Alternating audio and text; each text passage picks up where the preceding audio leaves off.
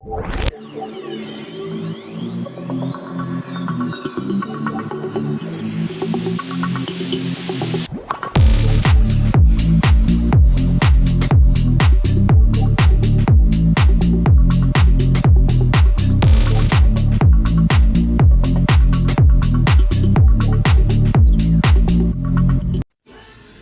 alagang pusa po ni Miss Mama Entrata ay talaga naman nagdiwang ito ng kanyang kaarawan.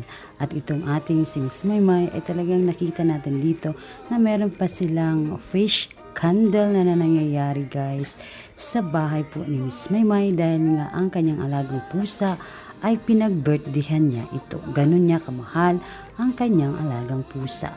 Dahil guys, hindi naman lahat ng tao ay pwedeng mag-alaga ng pusa dahil nga meron silang asthma or ayaw nila ng pusa. Pero si Miss Mama Entrata guys, mas pinili niya mag-alaga ng pusa kaysa aso.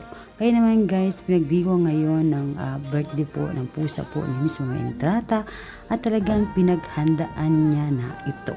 Narito na guys ang video, panoorin po natin guys kung paano pinagdiwang ni Mama Entrata ang birthday ng kanyang pusa. Narito. Meow, meow, meow, meow, meow, meow. Meow, meow, meow, meow, meow, meow.